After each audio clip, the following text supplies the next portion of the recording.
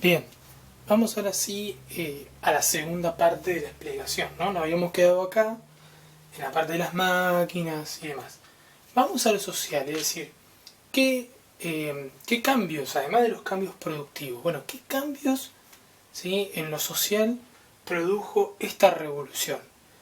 Y lo interesante acá es, por lo menos, destacar a las tres clases sociales, ¿sí?, iniciales, ¿no?, de la revolución, y ver de alguna manera qué cambios se produjeron en ellas, cuáles eran realmente aquellas que después van a ser las que queden como las dos clases fundamentales de la era industrial y de la era capitalista, que son el proletariado y la burguesía. Pero vamos a iniciar esta primera fase, que todavía es todo un poco más confuso. Vamos a una clase que ustedes ya conocen, que es la nobleza, o la clase, ¿sí? Nosotros ponemos nobleza, clase nobiliar, ¿sí? Es una clase que tiene, ¿sí?, una clase primero no sufre grandes cambios. Es una clase que no se ve tan afectada por los cambios de la revolución industrial. Todo lo contrario, ¿sí? Estos ganan más dinero, ¿sí? ¿Por qué? Porque justamente esta clase noble, ¿sí?, los hijos de los antiguos nobles, habían empezado a invertir pequeñas partes de su fortuna y habían empezado a utilizar parte de su influencia, ¿sí?, de sangre, de familia, de apellido y demás, para, ¿sí?, poner algunas, diríamos, algún dinerillo en el mercado exterior, ¿sí?, comprar algunas flotas, ¿sí?, tener barcos, etc.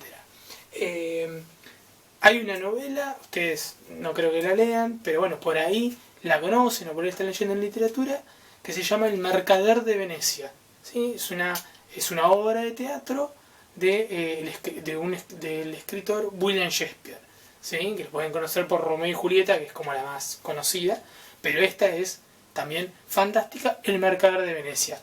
El Mercader de Venecia es esto: uno de varios de sus personajes encuadran en esta, ¿sí?, en este sector nobiliario, pero que además tiene, ¿sí?, negocios. Y esos negocios generalmente son mercantiles, del comercio, comercializar.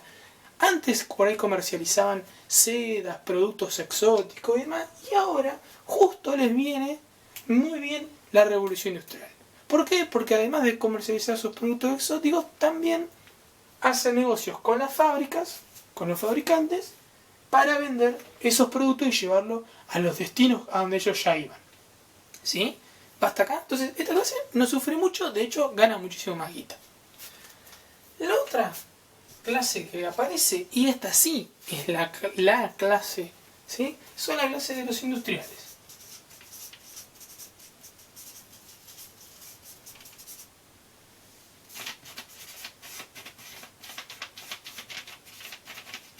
Que son burgueses.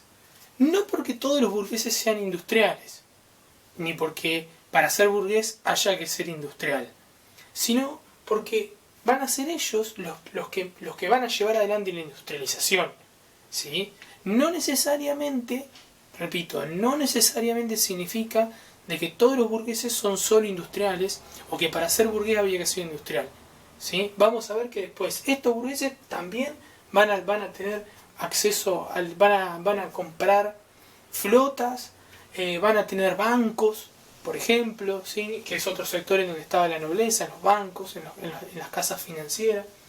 Pero inicialmente, sí, en esta primera fase, hablar de burguesía es hablar de industriales, ¿sí? Esta es la clase que asciende, esta es la clase de personas, ¿sí?, que habían sido muy probablemente campesinos, ¿sí?, campesinos medianos, se habían empezado a enriquecer después de las crisis y gracias a la revolución del campo, que ya vimos las clases que tuvimos, se habían empezado a enriquecer. ¿Y qué hicieron? En lugar de invertir solo en el campo, diversificaron su inversión. Compraban telares y hacían industria de domicilio, las vendían en el mercado local, y así empezaron a acrecentar sus fortunas. Hasta que llega el gran estallido, ¿sí?, de la revolución, ¿sí?, de la fábrica como el gran escenario, y ahí sí la gran explosión de ganancias. Entonces, estos son los industriales de ese momento, que además eran personas que, como venían de abajo, ¿sí? Había un problema con estos de arriba. ¿Por qué? Primero porque a estos de arriba no les gustaba mucho que personas que no tuvieran ni un título de nobleza o que no fueran de alguna familia importante tuvieran tanto dinero y al mismo tiempo tanto poder.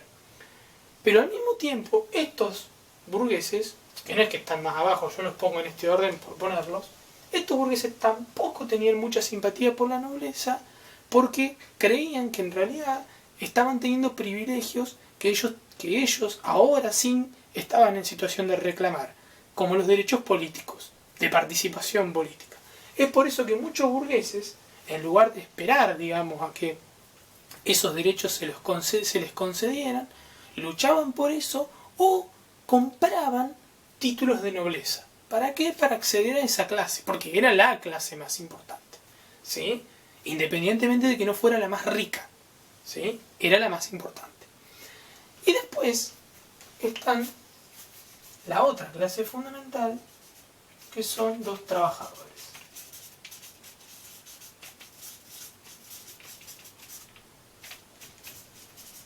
O proletario. Ponemos trabajadores muy pobres. ¿Por qué? Porque todavía no hay una gran masa de proletarios, es decir, de obreros industriales o de personas que vivan solo de su salario. No son mucha cantidad, pero igual que los burgueses, que tampoco eran mucha cantidad, son las dos clases más importantes, porque después son las que se desarrollan definitivamente y terminan quedando. ¿Quiénes son estos trabajadores? Son personas que, así como los burgueses se enriquecieron en el campo, algunos de ellos en su inicio, estos son los que perdieron en el campo. Los que se vieron empobrecidos, los que tuvieron que emigrar a la ciudad por razones de fuerza mayor, por haber perdido sus tierras, porque tenían deudas que no las podían pagar, etc. O perdieron sus trabajos en la industria, eran, no sé, aprendices de artesanos o eran maestros artesanos y de repente se encontraron con que tuvieron que cerrar su taller de artesanías porque la industria le sacó a todos sus clientes, por ejemplo. Eran personas que cuando ingresan al mundo de la fábrica, y esto ahí presten mucha atención porque va a ser importante para el práctico que viene. Cuando entran al mundo de las fábricas, tanto estos como estos tienen un conflicto que no es solo por el tema de si se les paga mucho o poco o por la cantidad de horas que trabajan, que ahora lo vemos, sino por el hecho de que estas personas no estaban acostumbradas a trabajar a ese ritmo. La fábrica tiene un ritmo de trabajo que lo impone la máquina. Por lo tanto, las horas de trabajo eran muy largas, eran horas extremadamente extensas, entre 12 y 14 horas de trabajo, ¿sí? Quienes no 16 también. Y por lo tanto, estos trabajadores que estaban acostumbrados a trabajar de otra manera, que sus tiempos de trabajo eran el tiempo de la cosecha o de los climas, o si eran ex artesanos, el tiempo de trabajo siempre es la cantidad de demanda que había. No producían. ¿Se acuerdan que habíamos dicho? Que el artesano produce si alguien le viene a comprar, si no, no produce. Acá se produce igual, porque el vendedor yo no lo veo, ¿sí? Lo salgo a buscar. Entonces, estas personas van a tener muchísima, resistencia a la hora de trabajar en función de la máquina y en función del ritmo de la fábrica. Y al mismo tiempo, los burgueses se van a quejar porque van a decir, pero los trabajadores son todos unos vagos que no trabajan nunca, qué sé yo quiero que trabajen todas estas horas. Por eso es muy común escuchar quejas tanto de los proletarios, de los trabajadores, como de los burgueses. Los burgueses diciendo, antes teníamos más libertades, teníamos días más libres, podíamos estar con nuestras familias, nuestras casas, nos conocíamos uno a otro, ¿sí? Comíamos juntos, etc. Y ahora todo lo que vemos es, no vemos las caras, no estamos nunca con nuestra familia, el dinero no nos alcanza para comer, etc. Y los burgueses, ¿de qué se quejaban? Que estos trabajadores eran todos unos vagos, borrachos, que se iban de farra y que no volvían a trabajar, ¿sí? Etcétera. Ustedes van a pensar que es gracioso, pero por ejemplo, les voy a dar un ejemplo entretenido, supuestamente entretenido. En Inglaterra había una tradición entre los artesanos que llamaba el lunes santo. El lunes santo era un día no laborable, es decir, esos trabajadores no trabajaban los lunes o no trabajaban medio lunes, ¿sí? La mitad del día lunes no lo trabajaban. ¿Por qué? Porque estaban recuperándose de la resaca del domingo. Digamos, no iban a trabajar el lunes porque el domingo habían estado de joda y se habían puesto recontra en pedo tras tranca, entonces no iban. ¿Sí? Entonces, esas cosas que uno dice, bueno, pero se emborrachaban, ese tipo de forma de vida era lo que ellos consideraban una forma de vida digno. Poder salir, emborracharse, estar con amigos, salir de joda, estar con la familia, etcétera, etcétera. Eso se va a perder acá. Y por eso estos primeros trabajadores, que no van a ser genuinamente trabajadores obreros, ¿sí? Van a añorar sus antiguos trabajos perdidos. Porque además, muchos de ellos los perdieron a mano de las máquinas. ¿Sí? Eso después vamos a ver por qué también es importante y ojalá se los pueda contar en vivo y en directo. Un agregado más. Y con esto termino. En ese sentido, como muchos hombres van a resignarse y al mismo tiempo ya sabían de cuánto se les podía pagar por su trabajo, entonces reclamaban eso, muchos burgueses van a optar por contratar mucha mano de obra, ¿sí? De mujeres, o sea, mucha mano de obra femenina, y niños y niñas. ¿Sí? Buena parte, ¿sí? Una gran cantidad, no hay estadística, no les voy a tirar verdura o fruta, pero una buena parte, ¿sí? de los primeros trabajadores y trabajadoras de la primera fase de la revolución industrial son mujeres y niños y niñas. ¿Por qué? Entre otras cosas, primero porque se les podía pagar mucho menos. Segundo, porque había trabajos que los hombres no podían hacer y que las mujeres y los niños y niñas tienen cuerpos más pequeños, como meterse entre las máquinas para destrabarlas. Trabajo muy peligroso en donde la mayoría o perdía una pierna o moría. Incluso los niños y las niñas trabajaban en las minas de carbón, porque eran túneles muy chiquitos y una persona adulta grande no entra ahí.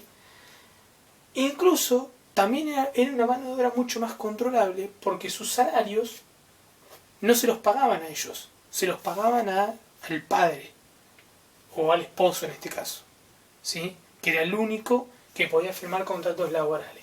Y ante la enorme necesidad y hambruna que esta población de trabajadores pasaba, muchas familias trabajaban prácticamente en su totalidad, incluso en la misma fábrica. En la misma fábrica se podía encontrar al padre, a su esposa, digamos, y a sus hijos o a su hijo trabajando ahí. ¿Sí? Bien, estas son las condiciones sociales o algunos cambios sociales en las clases sociales que aparecen en la revolución industrial. Bueno, espero que hasta acá les haya servido estas dos partes. Espero vernos pronto. Estos videos les van a servir para, sobre todo esta segunda parte, para el próximo práctico que van a tener. Les mando un gran abrazo.